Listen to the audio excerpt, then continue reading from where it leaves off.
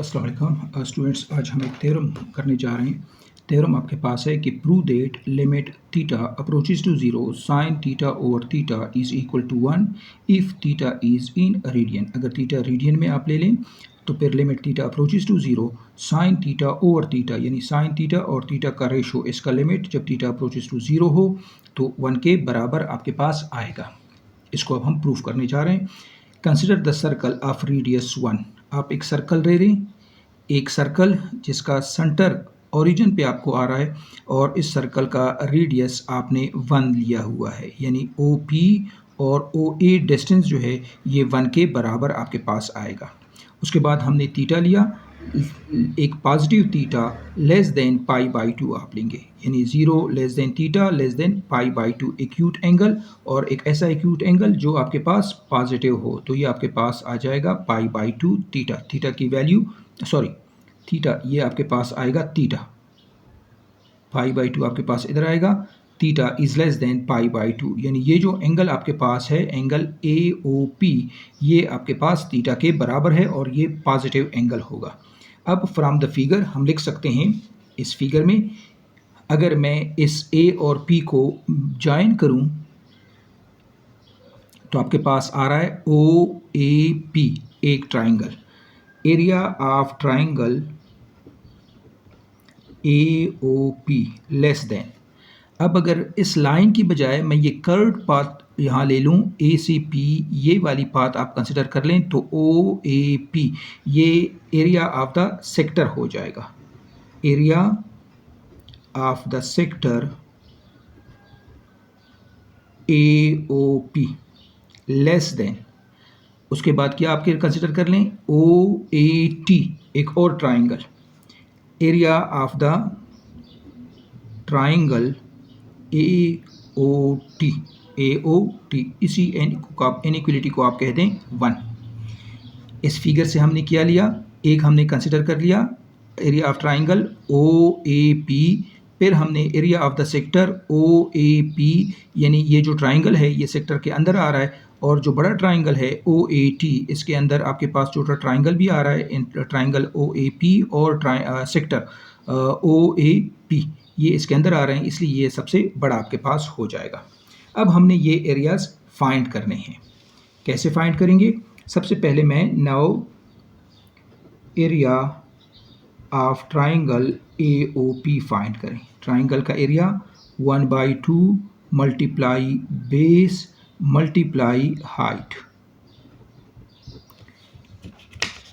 जो point P है यहाँ से हमने एक परपेंडिकुलर ड्रा किया हुआ है OA पर, विच इज़ एक पॉइंट Q आपके पास एक राइट एंगल बना रहा है। ये है हाइट ऑफ द ट्राइंगल।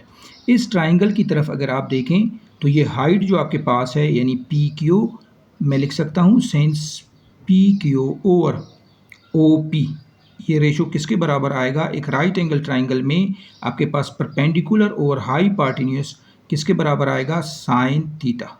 और OP डिस्टेंस किसके बराबर है? 1 के बराबर, तो PQ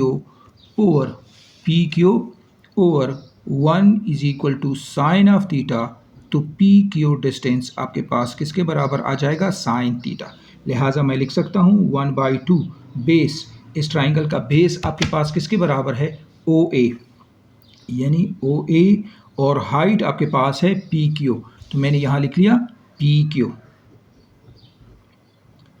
1/2 OA बेस, और इस ट्राइंगल का बेस OA किसके बराबर आएगा? 1, बिकॉज ये रेडियस है, और PQ हमने साइन थीटा लिखा हुआ है, तो 1/2 इंटू 1, उसके बाद sine theta is equal to 1/2 sine theta, इसी को आप रोमन में 1 कह दें। उसके बाद हमने कैलकुलेट करना है area of the sector,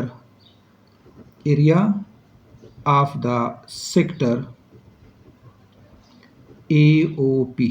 area of the sector का फार्मूला आपके पास क्या है? 1/2 radius square into theta. Theta must be in radian, और ऑलरेडी हमारे पास थीटा रेडियन में है। ये जो सर्कल हमने लिया था, इस सर्कल का रेडियस आपने 1 लिया हुआ है, तो यहाँ R की जगह आप 1 पुट कर लें तो हमारे पास आ जाएगा 1/2 1 square theta which is equal to 1/2 theta, इसी को आप रोमन में इक्वेशन 2 कह दें। अब हम फाइंड करेंगे area of triangle A O T, area of triangle A O T अब हम फाइंड करेंगे। तो area of triangle A O T, again formula triangle का एरिया ऑफ ट्राइंगल के लिए कौन सा फार्मूला यूज़ करेंगे? 1/2 into base into height. 1/2 triangle आपके पास है ये,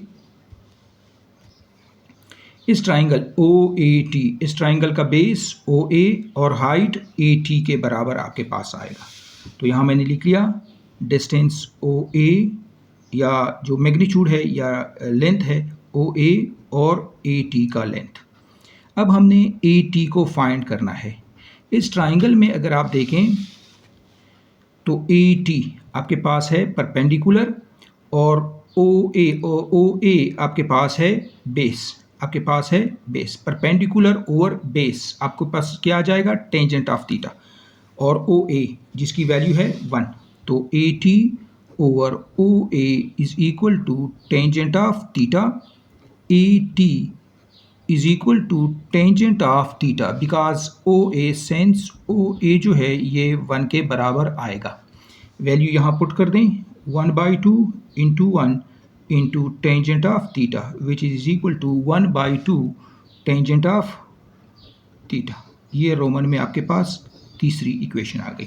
अब हमने area of triangle A O P find किया, 1/2 sine theta, area of sector 1/2 theta, और area of triangle A O T जो कि 1/2 टेंजेंट ऑफ थीटा है। लिहाजा अब इन सब को इन इक्वलिटी 1 में हम पुट कर लेंगे।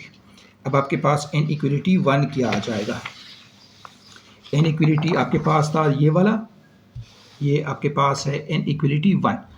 तो इन इक्वलिटी 1 जो है ये क्या आ जाएगा? Area of triangle A O P किसके बराबर था?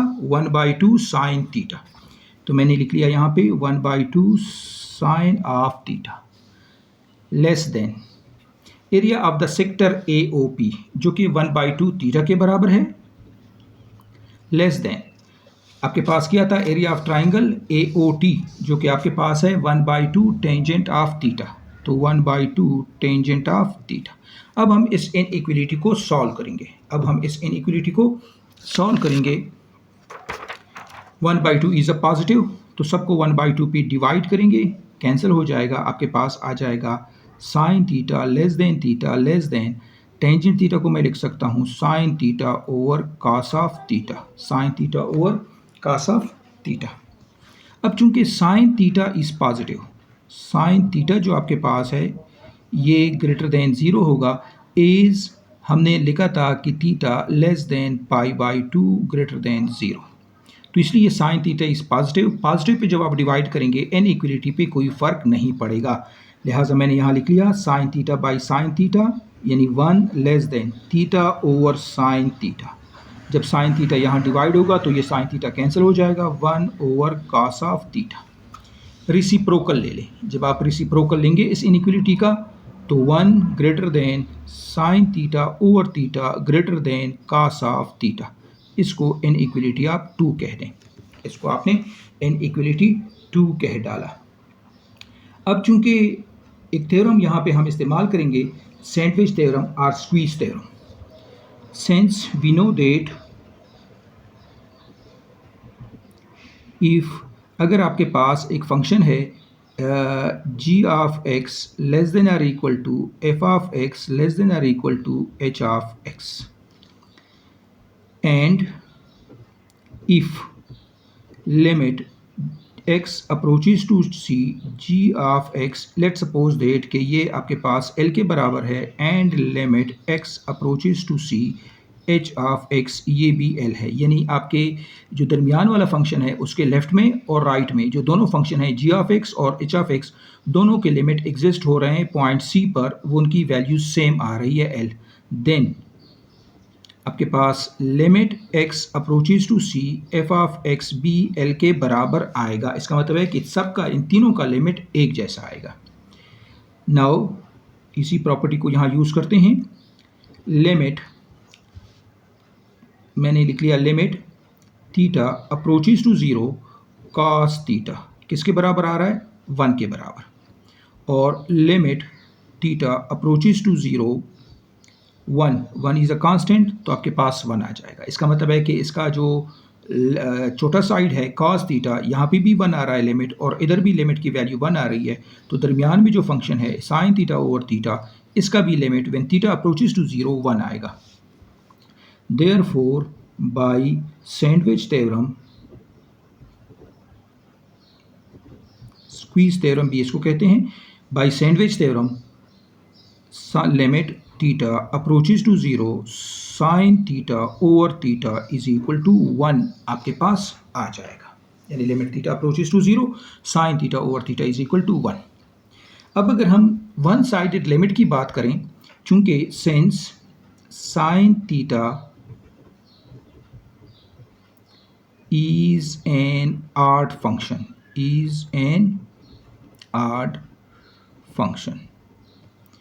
and theta जो आपके पास है is also an odd function, यानी थीटा और साइन थीटा और थीटा दोनों odd फंक्शन हैं। और हम जानते हैं कि साइन थीटा ओवर थीटा ये आपके पास अब एक इवन फंक्शन होगा, is even function.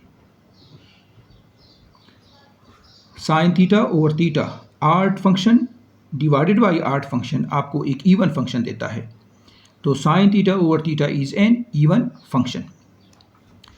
Therefore the graph of sine theta over theta